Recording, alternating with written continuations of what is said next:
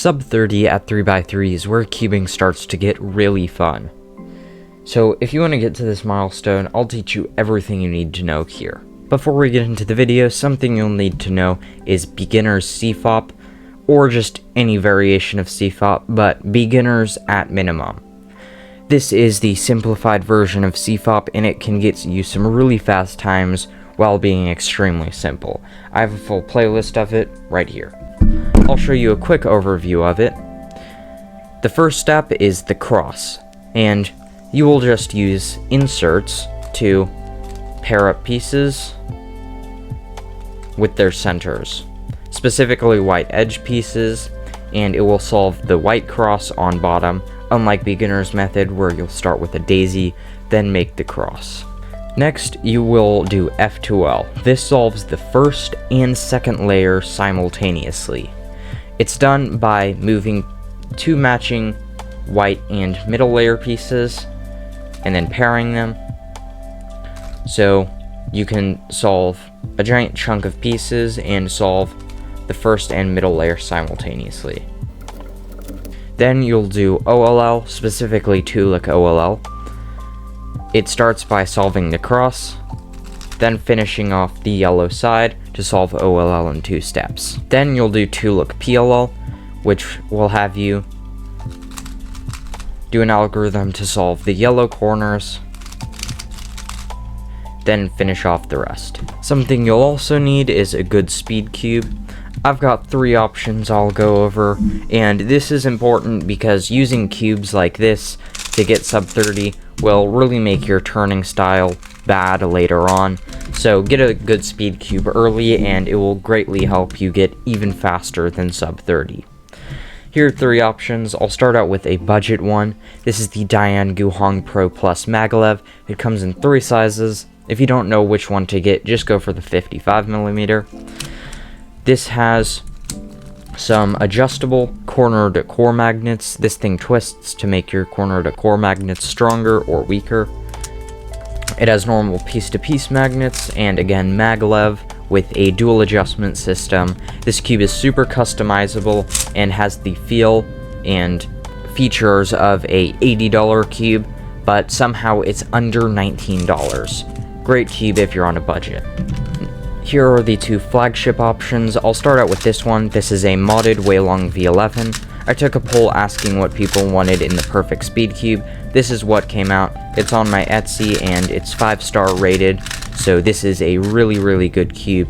It's tweaked in all the best ways and it feels super fast and tactile. I always get really good times on this. This one is for people who want something more smooth and controllable. This one is also really good. It has some strong magnets and tweaked pieces, so if you want a smooth and controllable cube, definitely go for this one. I've got more options in the description as well as links to all these, so if you want a good speed cube, just check the description. Finally, onto the tutorial. So the first thing you'll need to know is how to solve without thinking. What this means is, when you see an F2L case, solve it without having to actually think about what you're doing. So just be able to see and use your muscle memory to solve your F2L piece. This will stop you from pausing heavily, and it's super important to getting good times. The best way to do this is to just practice and go through as many F2L cases as you can think of and just practice solving them until eventually you're completely pauseless, or not completely, but still more pauseless.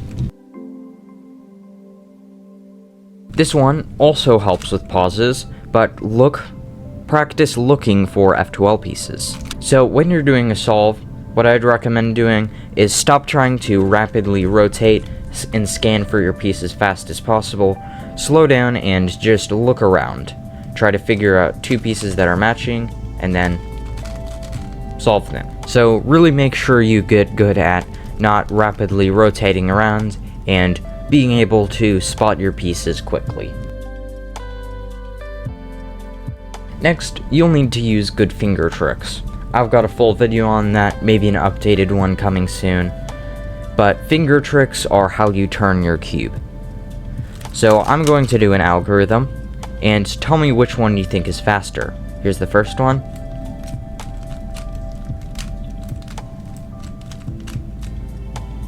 And here's the second one.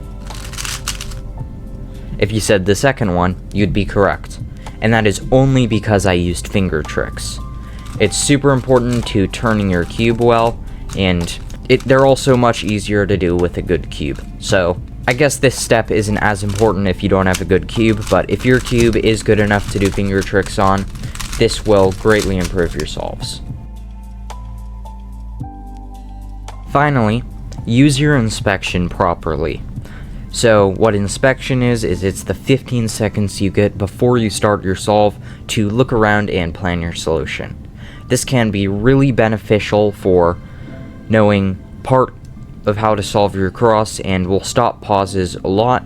So make sure you use your inspection and think about what moves you're going to do before you solve it, and you could probably get something looking like this. Alright, so that's really all you need to know.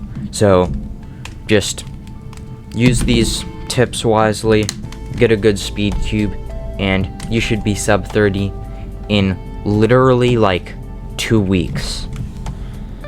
Bye.